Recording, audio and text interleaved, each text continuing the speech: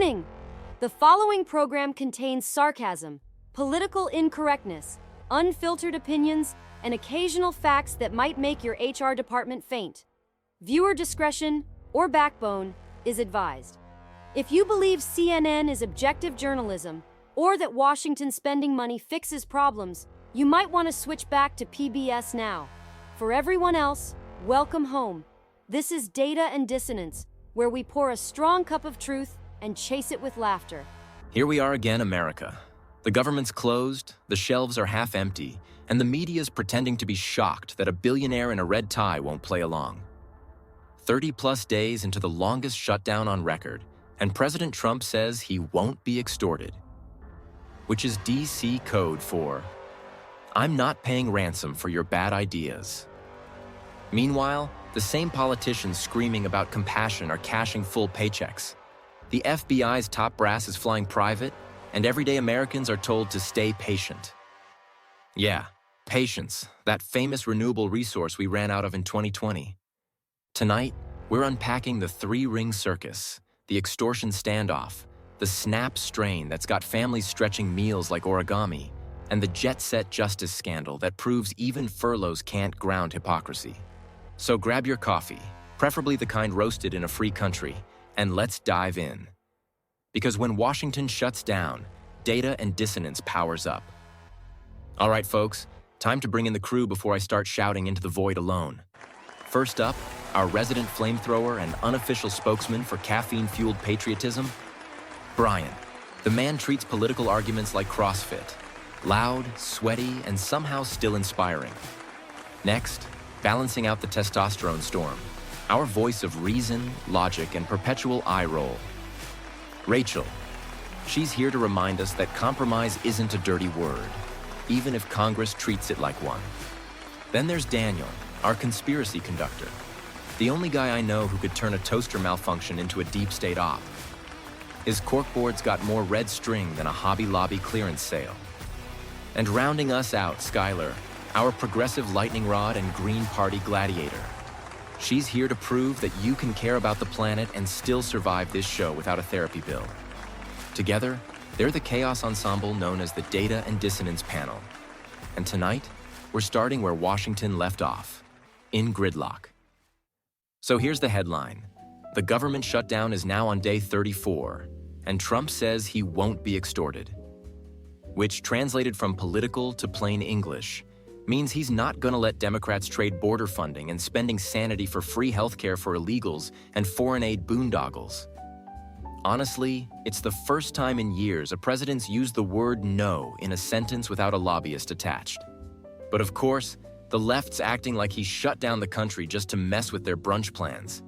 They call it cruelty. I call it budgeting with backbone. You know what, Artie? This is why people love Trump. The man doesn't flinch. Every time the Democrats try to hold the economy hostage, he's like, cool story, find another sucker. They've spent decades buying votes with your tax dollars, and now they're mad someone finally locked the vault. The media is crying about furloughed workers. But let's be honest, half the agencies still on pause haven't done a useful thing since dial-up. Maybe it's time we find out which parts of government we don't need. You can't call it extortion when the guy you're blackmailing owns the building. Trump's not shutting down America, he's rebooting it. And if I hear one more talking head compare this to economic terrorism, I swear I'm sending them a thesaurus and a reality check. Careful, Brian. They'll accuse you of dictionary violence. Rachel, jump in before he threatens Merriam-Webster again. Look, I'll give Trump credit for standing firm. But at some point, both sides need to remember they work for us. This isn't a hostage negotiation between rival gangs. It's supposed to be governance. You've got Democrats demanding the moon, Republicans digging trenches, and millions of Americans stuck in between. I respect conviction, but leadership means finding a way out, not just proving who's louder. The shutdown's hurting real people, families, small businesses, federal workers. And the longer it drags on, the harder it is to see anyone as the adult in the room. Trump's message about not being extorted resonates, but somebody's got to remember there's a country waiting for results. Fair point, but let's be honest. If Congress were a family, this would be the Thanksgiving where half the table throws food and the other half live streams it for donations. Exactly, Artie. And that's not accidental. Every crisis in Washington serves a purpose. They call it gridlock, but I call it conditioning. You keep the people exhausted, confused, dependent, and they'll beg for any fix, no matter how invasive. Every shutdown becomes a test. How far can they push us before we accept central digital currency, expanded emergency powers, or another alphabet soup agency watching our wallets? This isn't about one party or the other. It's about control. And the longer this standoff lasts, the more data they collect on our breaking point. It's not a shutdown, it's an experiment. And judging by Twitter, the lab rats are restless. Daniel, you could make a power outage sound like MK Ultra 2.0. Skylar, you're sitting over there with the told you so face. Go ahead, give us the progressive perspective. I mean, it's hard to defend the left's tactics lately, but it's also hard to watch working families suffer while billionaires play chess with budgets. Trump might call it extortion, but families call it missed paychecks and empty pantries. We can talk about principle all day, but try telling a furloughed worker that their mortgage company takes patriotism as payment. I'm all for fiscal responsibility, but compassion's not a weakness. It's a balance, and both sides are failing that test right now. Also, if this shutdown lasts much longer, we're going to need a second Declaration of Independence, this one from our own bureaucracy. Couldn't have said it better. The truth is, this shutdown's not about money. It's about power. Who has it, who wants it, and who's willing to watch the country suffer to keep it. Trump says he won't be extorted. Democrats say he's heartless. But somewhere in between those sound bites are real Americans just trying to keep the lights on. We'll dig deeper into that after the break, because if the government can't feed the people, maybe it's time we ask why we keep feeding the government. Is your government currently closed for renovations? Call the government shutdown hotline. Press 1 for excuses. Press 2 for blame shifting. Press 3 if you're a federal worker wondering when your next paycheck will come. Spoiler alert, it won't. Here at the Shutdown Hotline, we pride ourselves on fast service, 45-minute hold times, zero accountability, and that same jazzy on-hold music since 1976. The Government Shutdown Hotline, reminding you that when politicians say, "We're working on it," they mean working on re-election. All right, America. Let's talk about something that actually hits the kitchen table, not the campaign trail. The administration just approved emergency funds to partially cover SNAP and EBT benefits through November, roughly $5 billion. But here's the catch. It's staggered, delayed, and messy as hell. Millions of families got half their benefits, some got nothing, and others got glitch messages that make you wonder if Skynet's running the welfare office now. Now look, I've said this before. My mom's 83. She lives alone down in Louisiana, and she's on food stamps. The state's actually doing it right. They're giving 25% a week so she can plan ahead. That's how responsible government looks. But most blue states, they're treating it like a social experiment. Let's shut off the safety net and then blame Republicans when the Wi-Fi goes out. Democrats are screaming heartless, while they're the ones voting down every proposal to reopen the government unless it includes free healthcare for illegal immigrants and taxpayer-funded TikTok studies in Taiwan. You want to talk about hunger? Try feeding logic to Congress. Exactly. This whole situation proves what conservatives have been saying for years. The government shouldn't be the grocery store. When bureaucrats run your dinner schedule, you're one budget fight away from starvation. That's not compassion, that's dependency. And the left's pretending to care now? Please. They've built careers keeping people desperate so they can sell them sympathy every election season. I saw a video this week of people storming out of a store screaming that they deserve free food because their EBT cards didn't work. And the media called it frustration. Nah, that's entitlement. Look, I get it. Times are tough, inflation's stupid, but we've raised a generation that believes the government owes them steak and Red Bull. You know what the government actually owes you? Roads, borders, and not stealing your paycheck. That's it. You want stability? Get leadership that values work over votes. because the only thing the left's feeding people right now is excuses. And if Elizabeth Warren wants an investigation, maybe she can start with the mystery of where all the common sense went. Brian, if you keep that up, MSNBC is going to start a GoFundMe for your cancellation. Rachel, you worked in social policy before. What's your take here? I know you've seen both sides of this circus. I have, and honestly, it's heartbreaking on both ends. The people who depend on SNAP aren't villains. They're parents, seniors, disabled folks. They're just trying to make it. But the system that's supposed to help them is built on sand. We've made assistance political instead of practical. Every time a shutdown hits, benefits become bargaining chips. You shouldn't have to wonder if you can buy groceries because two parties are arguing over foreign aid packages. I'm with Artie on this. Louisiana's rollout actually makes sense. It's not about throwing cash. It's about giving people predictability. But the deeper issue is that our government has zero redundancy. If one system fails, everything collapses. You wouldn't design a power grid this fragile. The left blames Republicans for cruelty. The right blames Democrats for overspending. And meanwhile, single moms are rationing cereal. That's not a political problem, that's a leadership failure. And I swear, if one more senator uses the word equity while ordering $60 lobster at a state dinner, I'm mailing them a box of ramen. That's the kind of bipartisan stimulus I can support. Congress eating instant noodles till they balance a budget. Daniel, you've been smirking through this whole thing like you already know the plot twist. Hit us with the theory, brother. Oh, there's no theory. It's a pattern. The EBT glitch, the delayed deposits, the emergency funding announcements, it's all data collection. They're stress testing the population for digital dependency. Think about it. They break a system, blame the opposition, then introduce a new one with tighter control. That's how you transition people from food stamps to digital credits. They'll call it the Secure Benefits Wallet, or something patriotic sounding. Everything on one app, healthcare, ID, payments, and all they need is your compliance. Today, it's food. Tomorrow, it's fuel. You can't riot if your rations are remote controlled. And what better time to test it than during a shutdown? The chaos looks organic, but it's perfectly engineered. They want the public begging for efficiency so they can trade freedom for convenience. Remember what I said last night. Every shutdown's a science experiment. The lab coats just wear lapel pins. Mark my words, within 6 months, some senator's going to propose a blockchain-based welfare system to ensure this never happens again.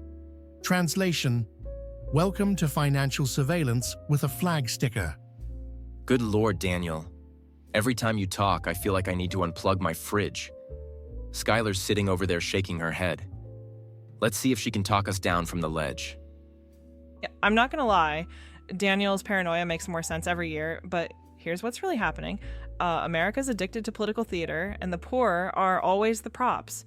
Democrats love using suffering as proof of compassion. Republicans use it as proof of waste, and neither side fixes the structure.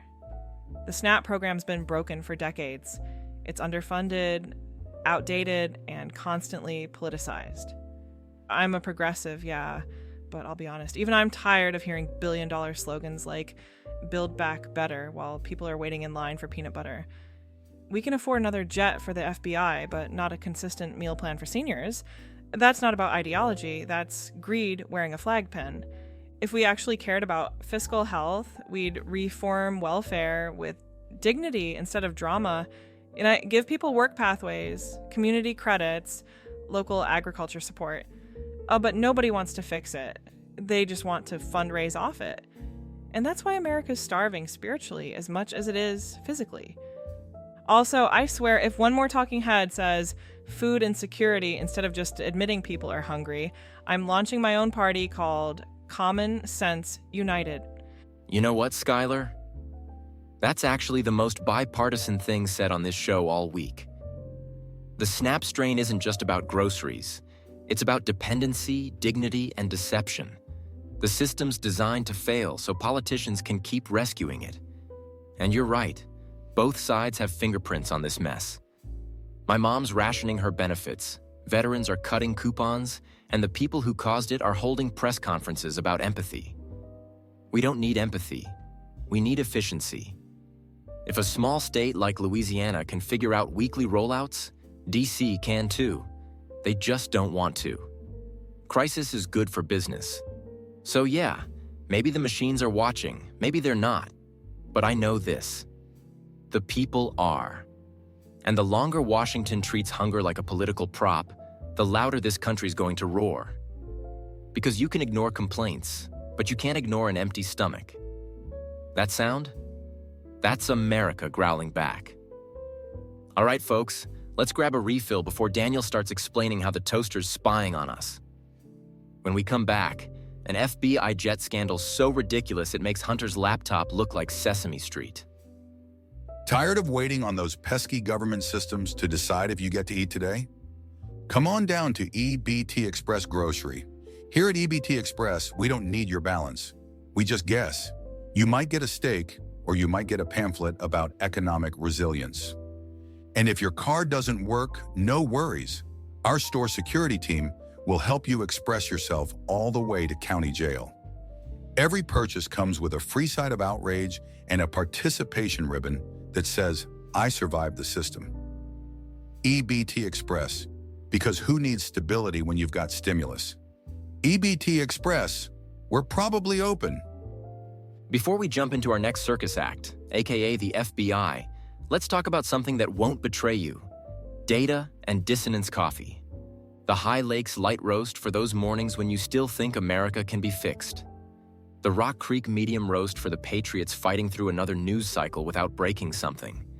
And the Bitterroot dark roast for those of us who've accepted that the system's corrupt and decided to out-caffeinate it instead. All roasted in the USA, no bureaucrats harmed in the process. Grab yours and our new I Identify as Non-Binary shirts at dataanddissonance.printify.me. Because in times like these, caffeine is cheaper than therapy and tastes better than socialism. All right, buckle up, because while the rest of America's tightening its belt, the FBI's tightening its seatbelt on a private jet. A senior FBI official just got canned for misusing agency jets. Translation: he treated taxpayer-funded aircraft like Uber Black. Now, it's bad enough when politicians steal your money. It's worse when they fly it at 30,000 feet and call it official business. We've got federal employees furloughed, families skipping paychecks, and some guy in a windbreaker sipping champagne above the clouds.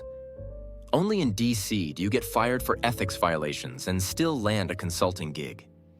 I mean, come on. The same bureau that can surveil half the planet can't keep track of its frequent flyer miles. The FBI's got more corruption points than Delta Sky Miles. Every time they get caught, they fire one middle manager to pretend they're cleaning house. It's like when your kid breaks the lamp and blames the dog. Meanwhile, the real culprits are still out there writing policy. And the media? Silent. If a Republican official ordered Dom Perignon on a government jet, CNN would run a countdown clock. But since it's one of their bureaucratic buddies, it's just an internal matter. Give me a break. I've seen more accountability at a Chuck E. Cheese. I'm just waiting for the Netflix docuseries, Turbulence Inside the Deep State Air Force. Huh. I'd watch that if it wasn't funded by my taxes. Rachel, you're usually the voice of reason. Tell me this doesn't look like a double standard with extra legroom. It absolutely is. Public service used to mean something sacred. It was about duty, not perks. Now it feels like a country club with bad security clearances. The problem isn't just one guy abusing a jet. It's a culture of entitlement. When leaders at the top live like royalty, it trickles down as corruption. The same week they extend furloughs for 700,000 federal workers, they're charging flight hours to the taxpayer. Try doing that in a private company. You'd be escorted out before the in-flight snack. The government keeps preaching accountability while rewarding mediocrity. That's not service, that's a scam in a suit. And I don't know about you, but if I were on a no-fly list for ethics violations, I'd probably take a bus. Rachel's right. It's not just a scandal, it's a symptom. This wasn't about a flight, it was about who gets to fly. The FBI is a political tool now. They'll take you down for a tweet. But if you're part of the machine, you get a parachute and a pension. That's the real privilege no one talks about, the protection of the permanent class. Every agency has its untouchables. They fire one fall guy to make the news, then bury the paperwork so the rest can keep flying. It's all optics. Make the public think justice exists while they rearrange the seating chart in first class. Don't forget, the last time an agency official was publicly disciplined, they resurfaced 3 months later as a consultant. The deep state doesn't fire people, it just reassigns them to a new grift. Man, Daniel, you make me want to start checking my sky for black helicopters. Skylar, what's your take? Can we salvage public trust from this, or are we all flying standby on a plane called corruption? Honestly, it hurts. People already don't trust the government, and this kind of stuff proves why. I don't care if you're Republican, Democrat, or Martian. If you serve the public, you should live like the public. Take commercial flights, eat airport sandwiches, lose your luggage like the rest of us.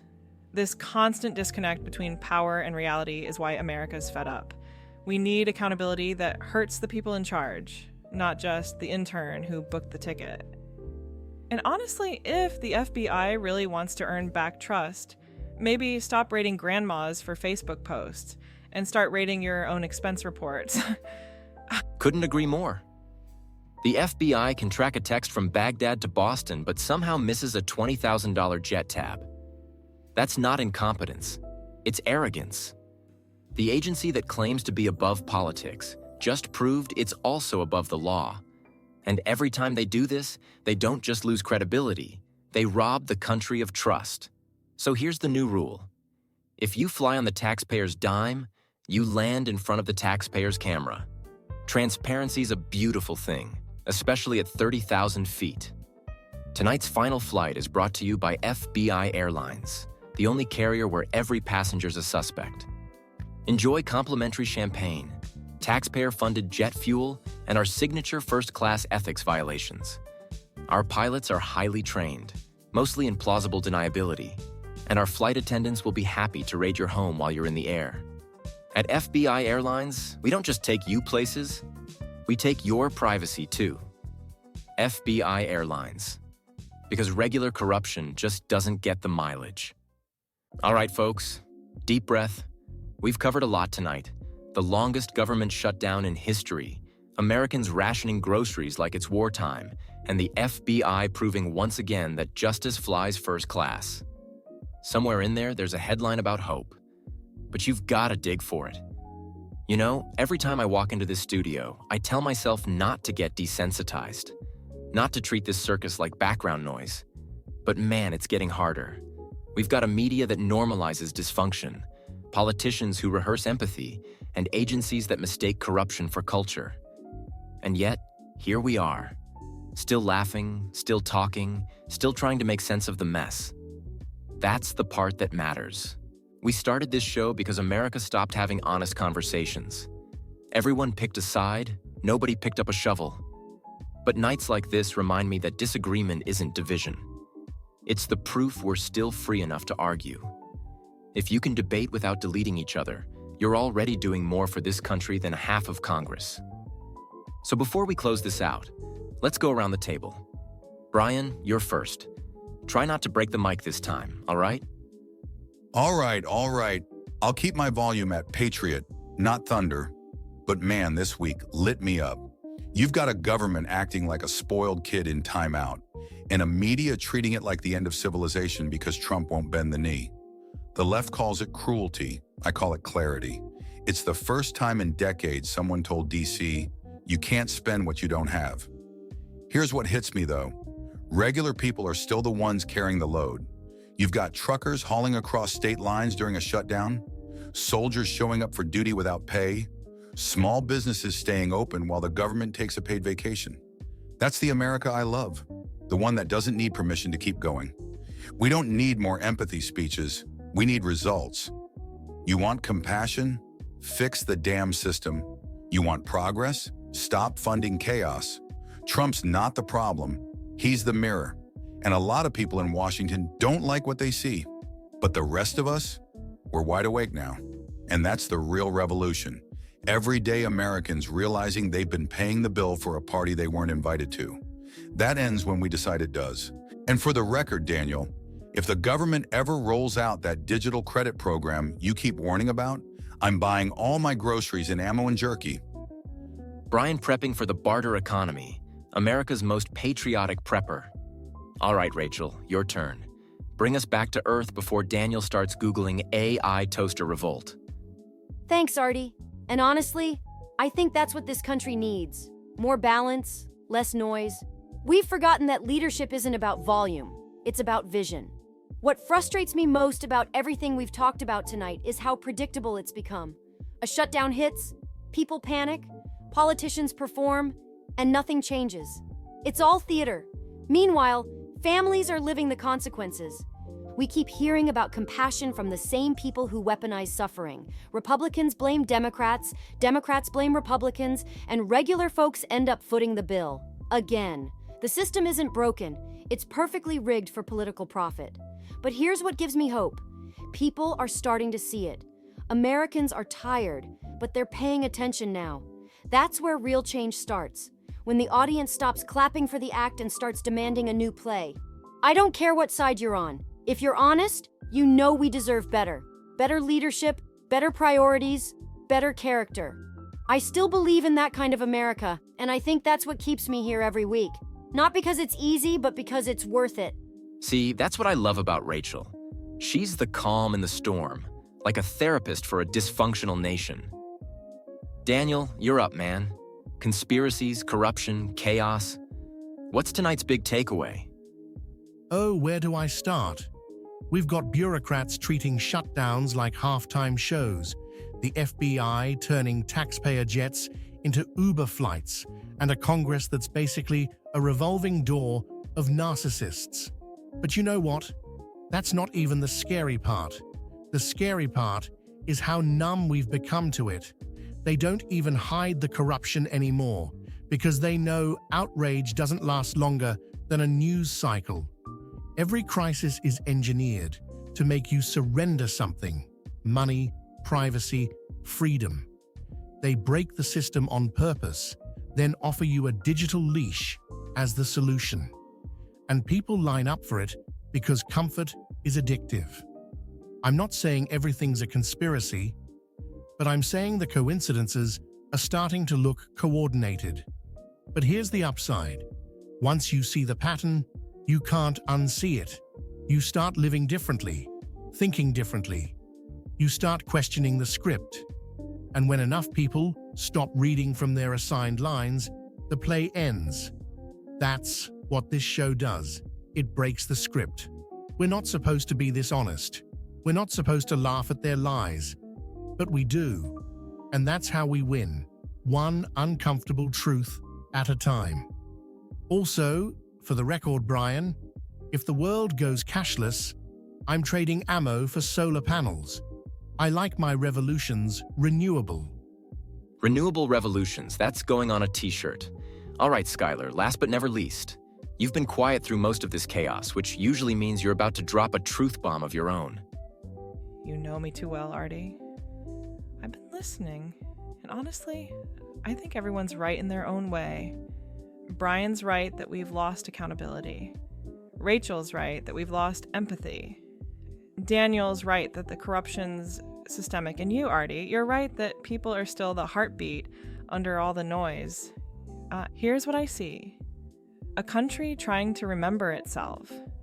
We've got leaders pretending to be saviors, while communities hold each other up.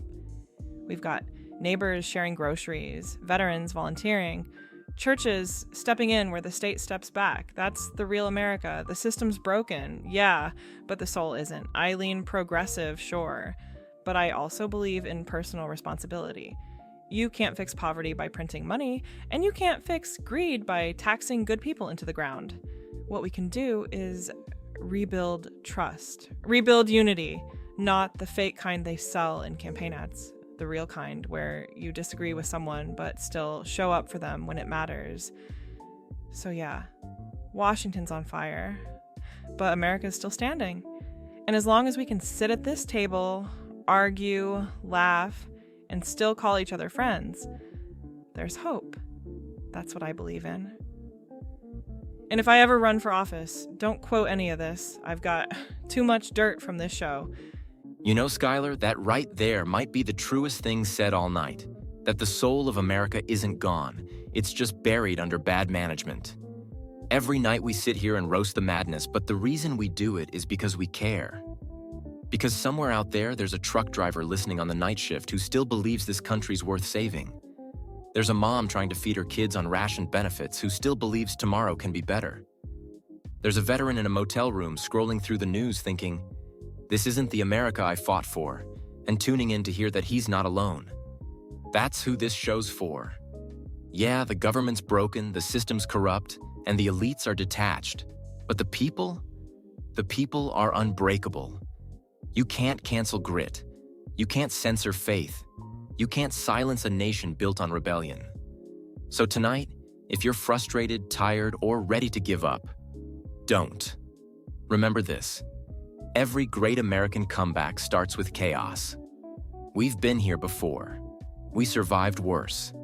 And every time, it's the ordinary folks, people like you, who drag this country back to greatness, kicking and screaming if they have to. So keep your humor, keep your hope, and for the love of freedom, keep your coffee strong. I'm Artie Roy III, and this has been Data and Dissonance. Remember, speak truth, stir thought, and laugh your way through the lies, because if you can still laugh, you're still free. This episode was brought to you by the Caleb Rourke Thriller series. Start with the Covenant Protocol, continue with the Prophet Directive, and get ready for Black Echo Rising. If you like fiction that reads like tomorrow's headlines, grab your copies now on Amazon. Because sometimes the only way to tell the truth is through a story.